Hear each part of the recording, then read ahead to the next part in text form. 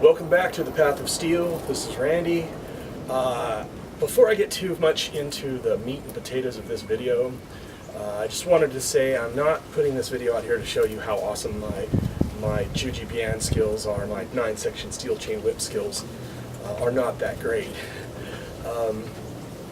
But I figured I've got to show you what I'm talking about, so here it is.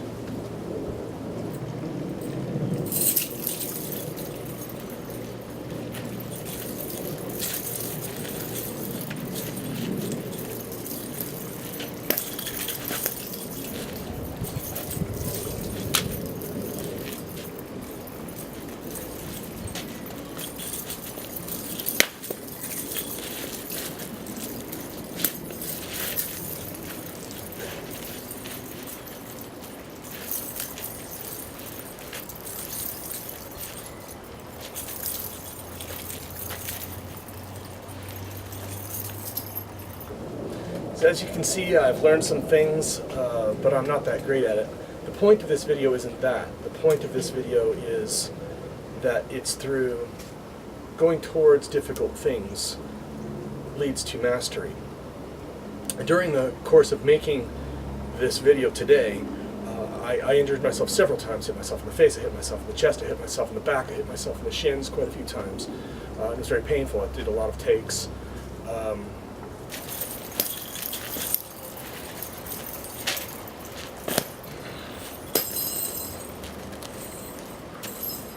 That hurt. Well, I hurt myself many times, and I kept going on anyway because I wanted to get at least some clean footage of me not looking like a total retard.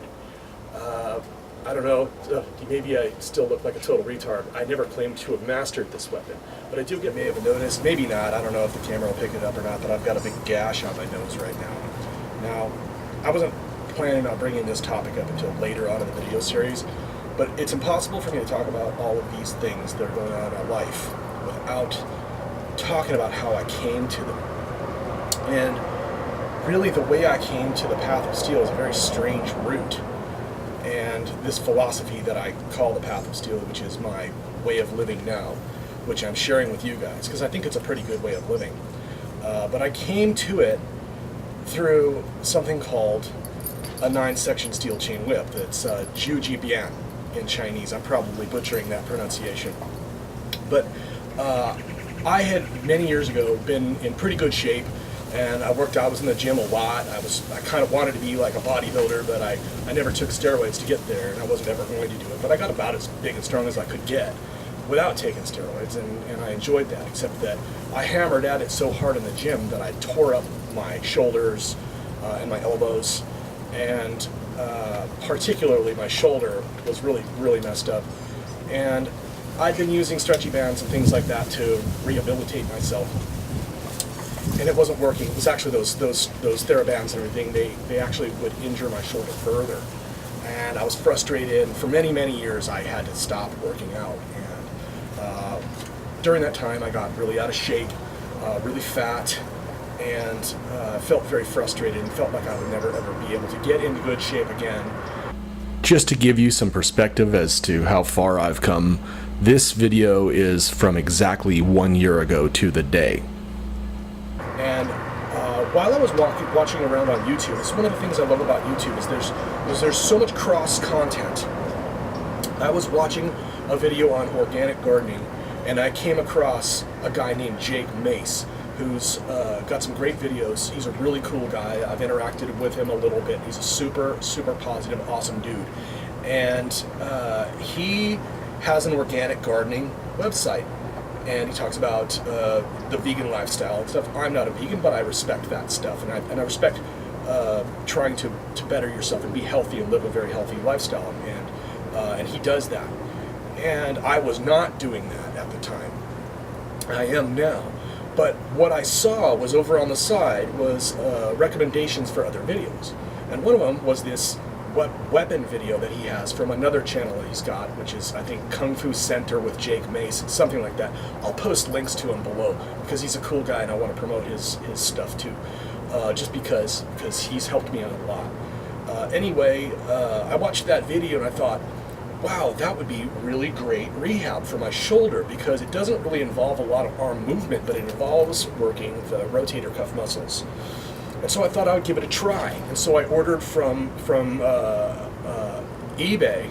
I ordered a crappy little wushu whip from China, and it came, and I started using it. And one of the first things I learned was that if you try messing with this thing, you're going to hit yourself with it a lot. It's way worse than nunchucks in that regard. Anybody that's ever played with nunchucks, which is basically every little boy that's ever lived, knows that you're going to hit yourself with them. Well, this is way worse, and that's how I got this gash on my nose.